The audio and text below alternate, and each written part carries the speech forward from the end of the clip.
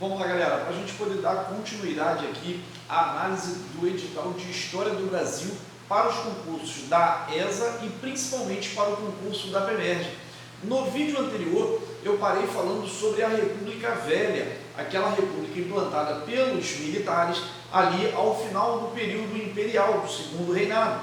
Foi o período no qual nós tivemos ali a primeira fase sendo classificada como a República da Espada e a segunda fase classificada como a República Oligárquica. E dando sequência agora ao período republicano, nós vamos entrar agora numa nova etapa, numa nova fase, que é a chamada Era Vargas. A Era Vargas, que tem início ali com a Revolução de 30 e com a colocação de Vargas no poder, com a sua colocação no poder, ela se divide em um momento que é Era Vargas, mas que dentro dela subdivide-se em três fases, que é o primeiro momento, o período do chamado governo provisório, no qual ele chega com a ideia de limpar a República, que foi toda ela contaminada com a fase anterior da República Oligárquica e também com a República da Espada. Ele adota uma postura totalmente populista, tornando-se ali o pai dos pobres, né, com a criação de uma série de políticas assistencialistas, políticas de aproximação com o povo, e posteriormente nós vamos ver, num segundo momento, o governo constitucional, quando ele adota ali a terceira Constituição da República, com a criação de novas políticas voltadas para os trabalhadores. E nesse momento também, no governo constitucional, encontra-se um embate muito grande entre a A e B, Ação Integralista Brasileira, liderada por Plínio Salgado, com uma forte tendência fascista, da qual Getúlio Vargas se adota as ideias para que ele possa combater o comunismo de Luiz Carlos Prestes, ali liderado pela Aliança Nacional Libertadora, que tinha uma tendência muito forte ao socialismo, ao comunismo, a ideia de implantar o comunismo no Brasil. E a partir dali nós temos o terceiro momento, a terceira fase, que é o Estado Novo. Durante o Estado Novo, nós temos ali uma grande repressão e uma fase muito intensa na história do Brasil, que é a fase da censura, a fase da caça aos comunistas. Nesse momento também, nós temos a entrada do Brasil na Segunda Guerra Mundial. E lembrando que a adoção do regime do Estado Novo no Brasil é por conta do chamado Plano Cohen, que é um suposto plano comunista para tomar o Brasil. Mas, posteriormente, foi verificado que foi um projeto liderado pelo próprio governo, com as suas lideranças, para que assim fosse implantado um estado de emergência, propriamente uma ditadura no Brasil. Seguindo ali, ao final da Segunda Guerra Mundial, no qual o Brasil entra ao lado dos aliados para combater o eixo, o que nós vamos ter é o início do governo Dutra, que era, na verdade, candidato de Getúlio Vargas. Getúlio não poderia continuar, ele foi deposto pelas forças legalistas, das forças militares, e com isso o seu indicado é o que vai ganhar as eleições, que é Eurico Gaspar Dutra, um outro militar que vem governar o Brasil agora a partir desse momento.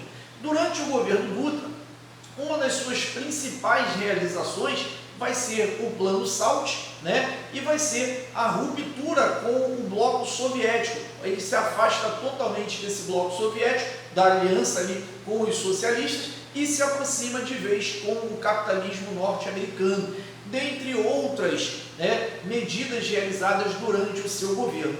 E com isso daí, ao final do seu mandato, por conta de uma série de insatisfações políticas, econômicas e sociais, o que nós vamos ter é o chamado movimento querenista, movimento que quer de volta o retorno de Getúlio Vargas ao poder. E isso acaba acontecendo com as eleições de 1950, com a qual leva Getúlio Vargas de novo ao poder para um segundo mandato. Dessa vez, não mais exercendo um governo centralizador, ditatorial, mas sim um governo de tendência democrática e também social. Nessa linha de ação, Getúlio acaba por criar as empresas estatais, principalmente a Petrobras e também a Eletrobras. Desenvolve um plano econômico chamado Plano Laffer, que era o Horácio Laffer, o seu ministro da Fazenda, ou ministro da Economia, porém, esse plano acaba não conseguindo dar certo e o Brasil não é mais aquele Brasil que era do governo anterior de Getúlio Vargas, gerando aí muitas insatisfações em todas as camadas sociais do Brasil, entre elas os próprios militares, a burguesia, a aristocracia e o povo como um todo, os trabalhadores como um todo. Ele se sente pressionado demais e acaba indo ao suicídio, deixando aquela velha frase, aquela carta testamento: deixo a vida para entrar na história.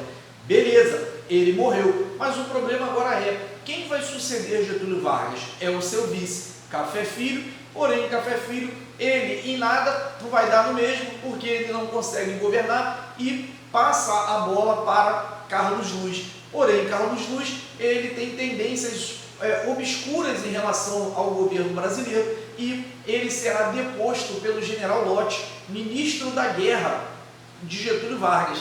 E aí, com isso, o que eu tenho é, assumindo a presidência da República, Nereu Ramos, que vai por fim a esse governo de Getúlio Vargas, logo após tendo aí eleições presidenciais, nas quais será eleito o JK, Juscelino Kubitschek. Juscelino vem com uma proposta totalmente diferente da linha de Getúlio e da linha de Dutra. Ele é muito mais aberto ao capital estrangeiro, resolve investir esse capital todo no Brasil, incentivando a indústria automobilística. Ele vai governar o Brasil pautado dentro da linha de desenvolvimento, com um projeto do qual ele vai dizer que ele será chamado de 50 anos em 5.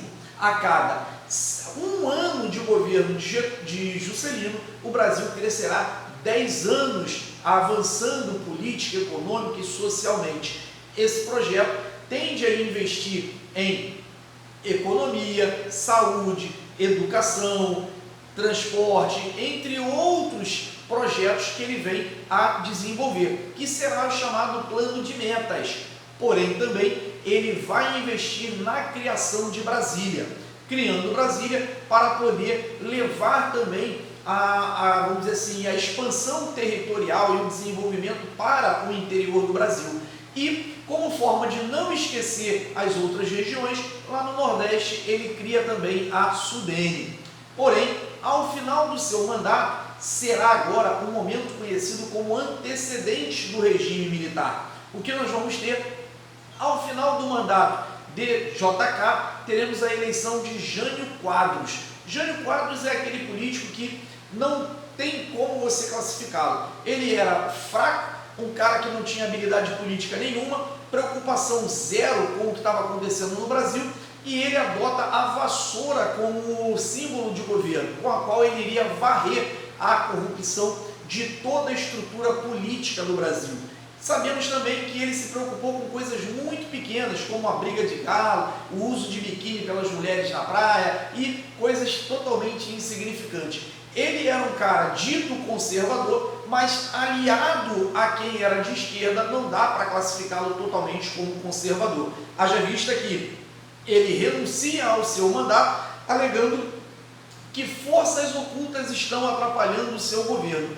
O seu vice, nada mais nada menos, era do que João Goulart. E João Goulart, sabemos que ele tinha uma aliança muito forte com a esquerda, com o comunismo, né? Ali, dentro do seu governo, ele já estava pautado, ele já estava apalavrado com uma série de figuras de lideranças da esquerda. E ele tenta implantar no Brasil, aqui dentro, né, a reforma agrária, o nacionalismo das indústrias, a nacionalização das indústrias estrangeiras, entre outras políticas totalmente voltadas para a ideia socialista. E, a partir daí, o que eu tenho é que os governos militares, principalmente dos Estados Unidos, ligados ao que estava acontecendo dentro do Brasil, apoiam aqui, junto com o governo brasileiro, uma ala das Forças Armadas Brasileiras, apoia a implantação de um contragolpe, até porque os socialistas eles já estavam preparados para dar um golpe no Brasil e transformar o Brasil no que era Cuba, no que já estava acontecendo em outros locais pelo mundo. E com isso, com o apoio dos Estados Unidos, nós tivemos aqui a implantação do regime militar. O regime militar ele é dividido por 5 presidentes e mais uma junta militar. Não vou entrar em detalhe aqui de cada ato dos presidentes militares do Brasil, mas vou dizer para você que foi Castelo Branco, Costa e Silva, a junta militar, depois nós tivemos Emílio Garrastazu Médici e também aí vem Ernesto Geisel e João Batista Figueiredo. Durante todo esse período aqui, nós temos ali as obras faraônicas, nós temos os atos institucionais, temos também a criação do Fundo de Garantia por Tempo de Serviço, temos ali a adoção do bipartidarismo, temos os acordos nucleares, temos a lei da anistia e também vamos ter a emenda Dante de Oliveira, que é a proposta de eleições diretas para presidente da República. E temos lá no final já do governo do João Batista Figueiredo, temos as eleições, a campanha direta já para presidente da República. Porém, essa campanha ela não tem resultado e a partir daí nós temos a eleição do próximo presidente via colégio eleitoral. Essa eleição ela vai acontecer elegendo o nosso presidente da redemocratização, que é Tancredo Neves. Porém, Tancredo Neves não consegue tomar posse assumindo seu vice, o José Sarney. Ele assumindo, pega o Brasil numa fase de transição muito grande, consegue organizar um pouco a estrutura política brasileira com a nossa primeira Constituição pós-redemocratização. Porém, o que vai acontecer é que no aspecto econômico, o Brasil vai passar por 3 planos econômicos. Nenhum deles dá certo. A inflação beira ali a altíssimos patamares. E com isso, no final do seu mandato, nós temos uma nova eleição para presidente da República, ganhando Fernando Collor de Mello, um presidente neoliberal, ligado ao capital estrangeiro. Porém, no meio do seu mandato, o que ocorre é, ele é acusado de uma série de medidas ligadas à corrupção, confisca as rendas, né, os saldos da poupança dos trabalhadores e a partir daí ele é julgado e condenado por impeachment. Porém, é que ele renuncia ao mandato. Mesmo renunciando, ele tem os seus direitos políticos cassados por 8 anos. A partir daí, quem assume é o seu vice, o Itamar Franco. O governo de Itamar Franco, ele não tem grandes, vamos dizer assim, grandes elementos para serem debatidos, mas o principal deles é a implantação da moeda real, com o Plano Real, que é um projeto de Rubens Recupero e Fernando Henrique Cardoso. Acaba que o projeto real ele tem por finalidade nivelar a economia, estabilizando essa economia, e com isso ele também consegue atrelar a nossa economia ao dólar americano. A partir daí, o Brasil começa a ter uma recuperação econômica, porém vai facilitar a eleição do sociólogo Fernando Henrique Cardoso. Quando eu falo a palavra sociólogo, você já consegue entender que a linha de governo dele vai ser ligada à ideia socialista, a ideais socialistas. É a implantação de um regime dentro do Brasil, porém não totalmente ainda definido, mas era um projeto que começou lá atrás, na década de 50, com a Revolução Cubana. E agora, nesse período na história do Brasil, é que ele começa a ganhar força, a ganhar corpo.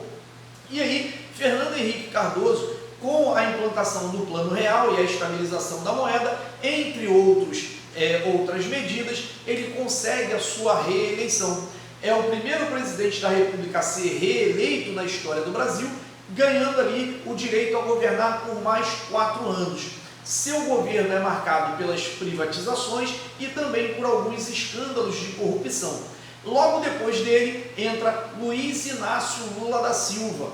Esse daí a gente não precisa nem questionado, não precisa nem entrar muito em detalhes, faço até questão de não falar muito, mas é pautado pelos projetos assistencialistas e também pela criação de uma série de medidas populistas, entre elas Minha Casa Minha Vida, que era um projeto já lá de trás do regime militar, do qual ele se apropria e dá uma nova roupagem, mas especificamente esse projeto aí, esse governo, é marcado pela corrupção do Mensalão, do Petrolão e outros escândalos de corrupção. Ele passa a bola para Dilma Rousseff, após o segundo mandato de Luiz Inácio Lula da Silva. Essa aí, no primeiro mandato, quem governou propriamente não foi ela, foi ele. E aí, no segundo mandato dela, que ele sai para se tratar de um linfoma, o que ocorre é, ela acaba fazendo uma série de insanidades, é levada ao impeachment por também não ter o apoio do Congresso, e lá no final ela sai do poder por impeachment, assumindo o seu vice, o presidente Michel Temer. Michel Temer leva o governo Dilma Rousseff até o final, mas também com uma série de desconfianças em se tratando da sua política, tanto econômica, social e em diversas partes da história do Brasil. Vou ficando por aqui. O outro governo eleito é o governo atual do presidente Jair Messias Bolsonaro, no qual certamente ainda não cairá na sua prova. E eu venho falar com você agora, aqui ao final desse vídeo, em se tratando do projeto Estudando por Questões. Nós fizemos uma análise de todo o edital em 2 vídeos. Você que está aí se preparando, agora em cima de tudo que eu falei aqui, óbvio, eu não entrei em detalhes, eu não me aprofundei, eu apenas passei por cima de cada uma das fases da história do Brasil. Você que não está estudando, você que ainda não está aqui com a gente nesse projeto, venha participar com a gente. De segunda a sexta, nós temos uma lista de questões para você participar, para você poder fazer, praticar, colocar em dia o teu conhecimento para chegar na prova muito bem preparado. Nós trabalhamos apenas com listas de questões de segunda a sexta, uma matéria diferente por dia. Para quê? Para que você possa estar praticando e procurando gabaritar, tirar as suas dúvidas, entender cada um dos tópicos, cada um do conteúdo.